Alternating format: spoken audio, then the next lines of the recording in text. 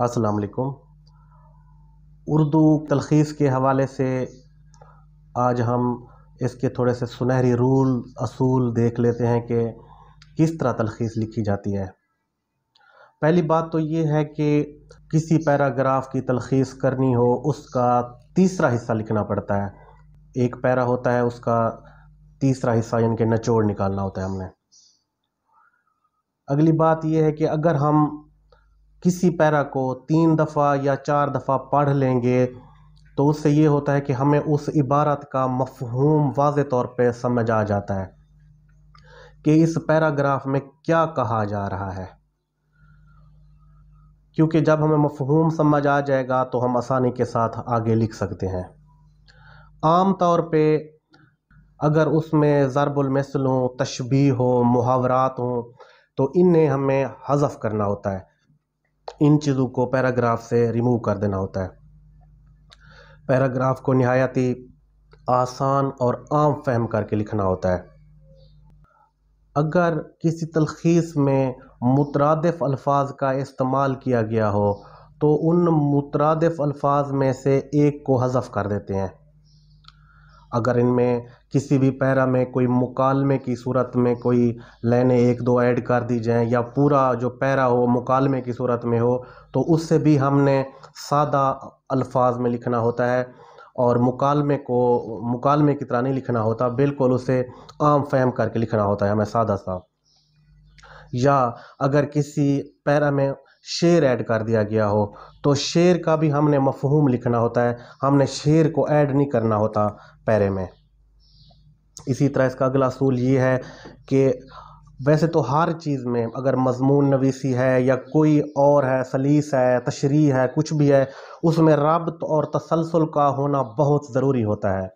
तो इसी तरह तलख़ीस में भी रब्त और तसलसल का होना बहुत ज़रूरी है। गैर अहम बातें तो वैसे पैराग्राफ में छोड़ दी जाती हैं, उन्हें ऐड नहीं किया जाता। जो मेन चीज़ होती है वो हमारा उन्वान होता है। अगर हमारा उन्वान अच्छा होगा टाइटल का तो यकीनी सी बात है नंबर भी हमें पूरे मिलने हैं उसके। और बाज़-औक़ात 1 से 2 या 2 से 3 उन्वान भी होते हैं जिन्हें मुतबादिल उन्वान कहते हैं हम। तो वो उन्वान भी हमें इसी पैरा से निकालना होता है। ये होता है कि जो उन्वान होता है या तो पैराग्राफ की पहली लाइन के अंदर मौजूद होता है या आखिरी लाइन के अंदर मौजूद होता है। अगर पैराग्राफ में सवालिया जुमले हों, निदैया जुमले हों, उनको हमने सादा करके लिख देना है इसमें। किसी पैराग्राफ में राइटर का नाम होता है तो हम ये कहेंगे कि वो राइटर इस तरह कहता है, उसको ऐड पैरे के अंदर ऐड नहीं करना, शुरू पैरा इसी चीज़ से करना है कि राइटर इस तरह कह रहा है इसमें।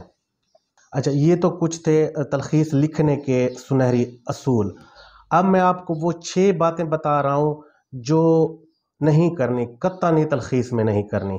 इसमें पहली चीज़ तो ये है, आपको पता है कि जो तलख़ीस होती है वो तशरीह की मुतज़ाद होती है। तो कभी भी पहला असूल ये है इसे कभी भी तवील नहीं लिखना। दूसरा पॉइंट ये है कि कभी भी अपनी राय का इजहार नहीं करना। अच्छा, तीसरी बात ये है कि इसमें हाउ बहू जुमले को नकल नहीं करना। बाज़ औक़ात ना तलख़ीस में अपना जुमले को वैसे हाउ बहू नकल करके लिख दिया जाता है, इस तरह बिल्कुल नहीं करना।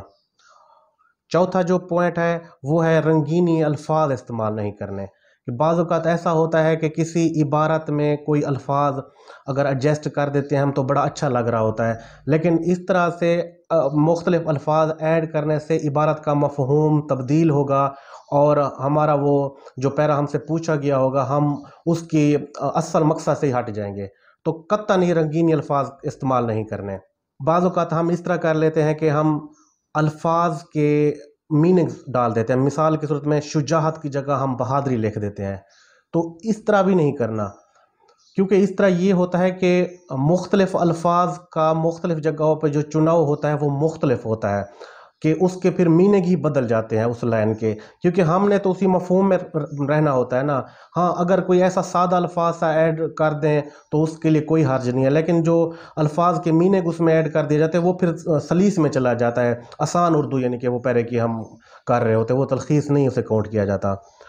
और آخری جو ہے کہ رف عمل نہیں کرنا. بعض اوقات نا ہم رف عمل کر دیتے ہیں، اوپر نا اس کی تلخیص میں سے آؤٹ لائن نکال کے اوپر لکھ دیتے ہیں رف عمل، پھر اس کی ہیڈنگ بنا کے نیچے ڈال دیتے ہیں، اس کے نیچے آ کے ہم نا تلخیص پھر کر دیتے ہیں. تو رف عمل بھی قطعا نہیں کرنا، بڑا برا امپیکٹ پڑتا ہے. تو یہ وہ 6 چیزیں ہیں جو ہم نے نہیں کرنی، اور پہلے جو میں نے بتایا ہے وہ تلخیص کے اصول ہیں.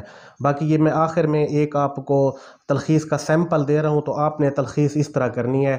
تو اللہ پاک آپ کو کامیاب کرے، جیتے رہیں، سلامت رہیں، آباد و شاد رہیں، دعاؤں میں لازمی یاد رکھیے گا.